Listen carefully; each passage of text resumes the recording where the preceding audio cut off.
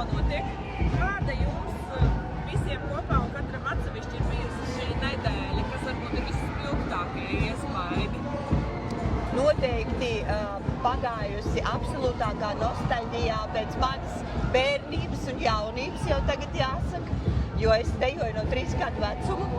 Un šobrīd atgriezties atkal svētkos, atgriezties Daugavas stadionā uz laukumu, tad priekš manis emocionāli bija tāds absolūts pārdzīvojums. Protams, es raudāju, kad es viņus izlaidu uz laukumu pirmo reizi, un vēl pēdējā brīdī man viens jautā, par cik viņi iet pirmie uz laukumu, un kā mēs zināsim, līdz kurienai mums jāiet. Tā kā tajā brīdī, kad es viņus biju izlaidus, es stāvēju, raudāju, un tad pārējie kolektīvu vadītāji nāca man teica, nu ko tad tu vairs raudi, nu jau viss, nu jau viņi ir uz laukumu.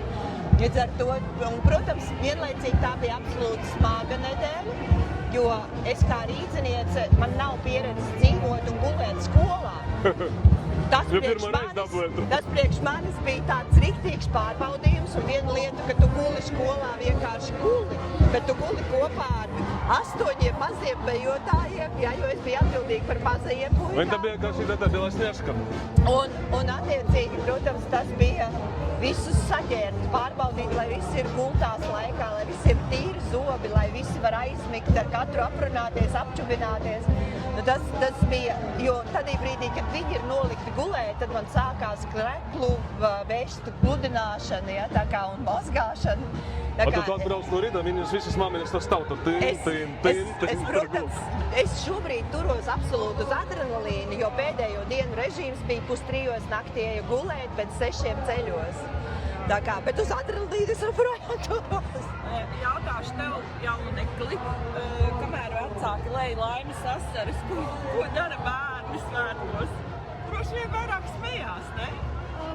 Visvairāk ir, kad visi bauda, kad var satikt citādus deju kolektīvus un kad var sadraudzēties ar citiem, ka tu nekad neesi saticis un ka tu vari smieties ar tiem jauniem draugiem. Forši, kā tev tur augšā bija stāvēt uz tribīnes? Uz tribīnes bija ļoti forši stāvēt, jo es varēju izbaudīt tādu sajūtu, ka visi uz mani skatās, jo es esmu dejoļas svētkos. Paldies!